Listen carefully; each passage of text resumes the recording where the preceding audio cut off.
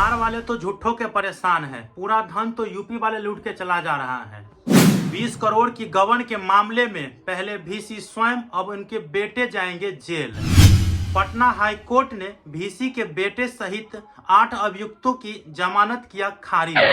छापेमारी के दौरान यूपी के गोरखपुर वाले घर से मिले 1,82,75,000 रुपए की कैश, 43 लाख रुपए तक की सोने की गहना और 20,000 तक की चांदी के गहना। क्या है मामला, अब जानते हैं विस्तार से।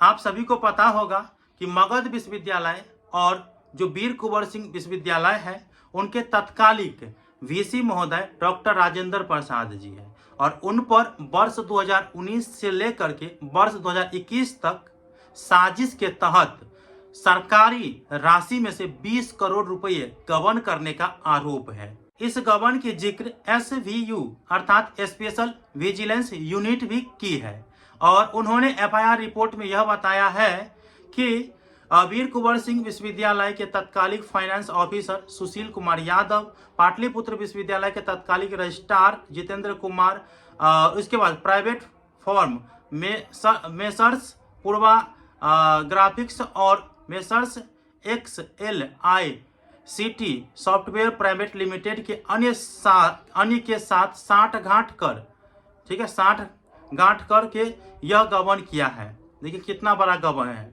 और इस मामले में तत्कालिक वीसी राजेंद्र प्रसाद को सरेंडर कर महीनों तक जेल रहना पड़ा है। इसी मामले में जो अन्य आरोपी है उसे भी जेल जाना पड़ सकता है, क्योंकि इस बात की जिक्र है कि उनकी गिरफ्तारी अभी तक नहीं हुई है और जो आरोपी है वो गिरफ्तारी से बचने के लिए अग्रिम जमानत चाहते थे, लेकिन पटना हाई कोर्ट ने 8 अप्रैल को खारिज कर दिया उनकी जमानत।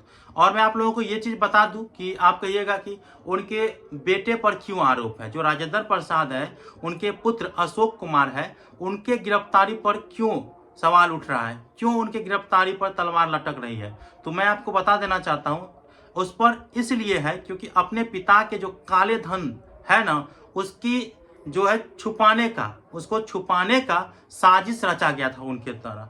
और आप सभी को पता होगा कि यूपी वाले हैं वीसी महोदय, और उनके गोरखपुर वाले घर से जो है जब रेड किया गया तो उनके घर से नवंबर 2021 में आप सभी को पता है कि SUB ने छापामारी की थी और उनमें 1,82,75,000 की कैश मिला था और 42.84 लाख के सोने के जेवर और 19,620 रुपए के चांदी के जेवर बरामद हुए थे। ठीक है, तो ये है मामला, आप लोगों को पता होगा। बाकी बिहारी लोग तो वैसे ही बदनाम होते हैं, असली गबन तो ये लोग करके भाग जाते हैं। बिहार की संपत्ति, सरकार की संपत्ति को कैसे ये लोग बंदरबाट किया करते हैं वो आप लोग भली भांति जानते हैं। और केवल इसी यूनिवर्सिटी के वीसी साहब नहीं करते हैं, अनेकों यूनिवर्सिटी के वीसी महोदय हैं या अन्य जो कर्मचारी हैं वो इस तरह के अंजाम दे रहे हैं। हालांकि इनका खुलासा हो गया,